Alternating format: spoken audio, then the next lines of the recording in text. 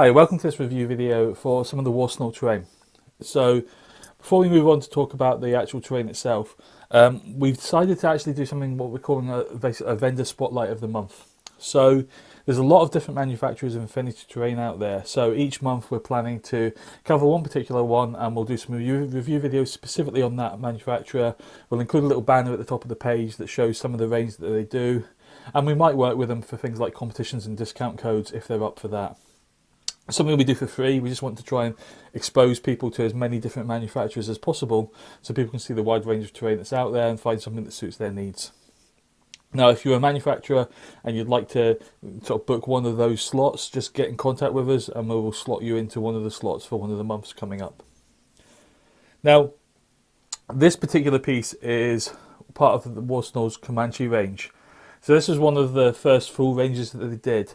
They did one range prior to this, which was their alpha and beta buildings. I don't think they're available anymore. They were kind of the first foray into MDF laser cut terrain, and their terrain has come along leaps and bounds since then.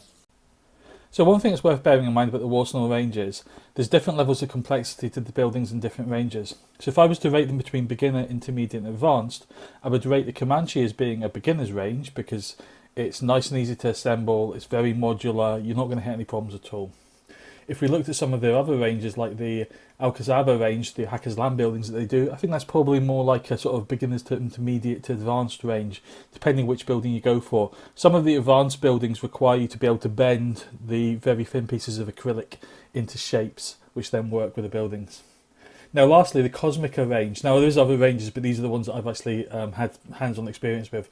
Cosmica's a really nice range, but it is kind of really for advanced players, people who have got terrain building experience because of the complexity of the kits and the number of small parts, the fact you have to pre-paint some of it. I would recommend that you're either a sort of intermediate to advanced user before you try the Cosmica crits. But we will cover some of those in the video so you can see for yourself what I mean by that later on. So again, if you're after something nice and easy, I would go for the Comanche range, something in between Alcazaba or the Cosmica range, and see where you get to. So what we're looking at the screen on the moment is their Black Eagle landing pad. So this is a really large piece of terrain. If I give you an example of a scale of an unpainted mini here, it's just one I've got to hand, you can see the scale of this landing pad. It's one of the few companies that actually do something like a landing pad as well. Some of the other companies have got a much smaller one that sort of tack onto a building. Warsenal went quite early on and went in this big and massive landing pad because a lot of people in Infinity, there's only so many drop ships out there that you can actually use. Antelosity's Workshop have got a number, they've got 2 now I think, that are out there, and they're quite large. But what a lot of people will use is they'll use toys and convert them to be an Infinity dropship. So maybe something like something from the Halo toy range or something from Avengers toy range, and they'll just paint them up. And you need something larger to put them on to make it look realistic.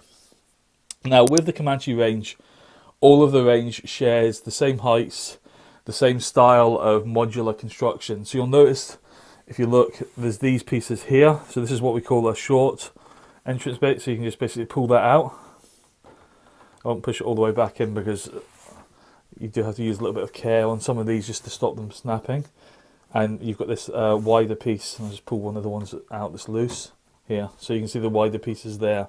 Now, as I mentioned, some of these pieces, if you paint them before you actually do them, as you can see, so you can see here basically that I've painted this and left a little bit behind. Sometimes that adds a thin layer of paint which gives just enough resistance to stop the pieces moving in smoothly. So you may just have to take a craft knife to trim down the edges at the join points.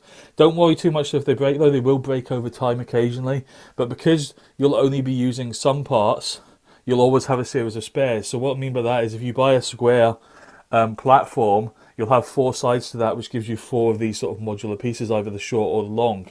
Now the chances are you're going to want one of those sides to be open to have like a corridor or a gangplank coming into it, so you're going to have a spare there where that block would normally sit. So you do end up with a nice range of spares. Now basically underneath you can see there's a large underneath frame that holds it on quite solidly. What a lot of people have done with the landing pads in particular is they've maybe built them up onto some rock. So maybe used some polystyrene or similar materials so you can't see underneath them, and built it up as if the actual landing pads and then placement in the in the rock or something similar. Similarly, if you want it on the ground floor, you can just lift this piece off. So I'm not going to do it now because it's a little bit tight in there, but you can actually lift the whole frame off and just have the lower level of the landing pad if you want to build it in. So what I'm going to do now is I'm just going to fade in and out as we go through various combinations of using some of the other kits from the Warsenal range, just to kind of add some modularity to this particular one. Some of them will be painted, some of them will be unpainted. It just depends how much time I've had to paint some of them. So here we go. What I've done this time around is I've taken off one of the wider side entrance bits, and I've used the one of the wide square low tower pieces. So it comes with these two pieces here and the centre piece here, and I've just connected it down to give a ramp going up onto the actual landing pad itself. Also, because you'll notice that some of these areas are quite open, although obviously you can get cover if you're adjacent to the barricades themselves, you may want to provide total cover, particularly if you've got an objective marker behind something where you want to give someone the chance to be able to interact with the objective without being shot. So the other thing that the Warsenal range, the Comanche range has that Warsenal do is these what we call large mantlets. So they also do a smaller version of it, so that's the small mantlet, or narrow mantlet as they call it, and this is the larger wide mantlets. And they just come in a pack of two. Again, they slot onto exactly the same slot pieces as either the small or the wide. So you can see how the range starts to get more and more modular. And as you can see, we've now just got this nice little ramp bit to get up to the actual landing pad itself. So as you can see, what I've done now is I've added some of the unpainted terrain on as well. So imagine you want a larger sort of walkway moving directly away from the landing pad, perhaps something that vehicles or something similar can go under. They also do these wide walkway pieces, and then it's going into another square walkway piece just to provide the connection that this piece here would have provided. And then I've used the same ramp piece to come down from that. Now they also do various ladder pieces, so you can have some ladders going up as well if you prefer them to the ramps. There's also stairways as well, so there's actual physical stairways where multi-step stairways rather than ramps themselves.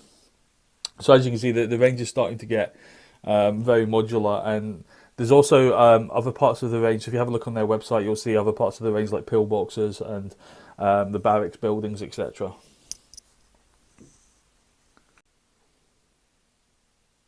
So in this combination, I wanted to show you some of the narrow walkways coming off. So as you can see, each part of this landing pad has 4 narrow entrances and 4 wide entrances. In this case, I've taken one of the long, narrow walkway pieces, which actually has a slot halfway down just to join on more if you want, or to add ladders and catwalks, stairs, etc. And as you see, this one actually ends in a wide high tower, but the actual tower is still got the smaller pieces on it.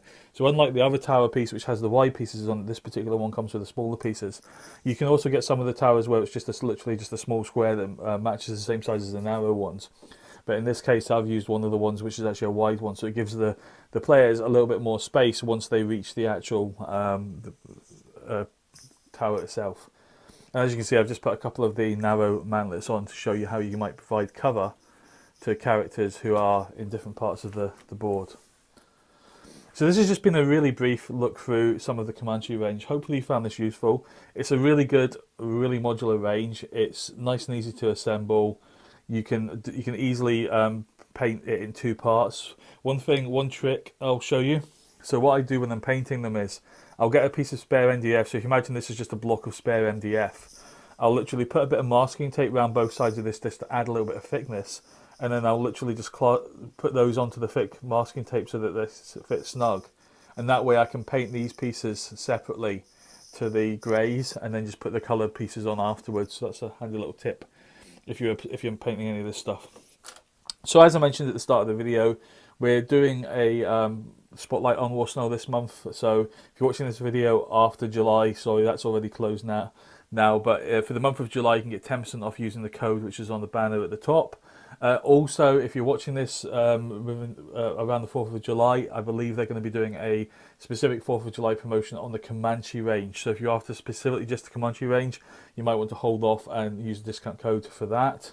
That will obviously go up on the Warsenal site somewhere around about 4th of July. You'll find that a lot of the American vendors will be doing 4th of July promotions. But if you're after stuff from their wider range, then you might want to use our discount code because it'll work across a wider selection of items.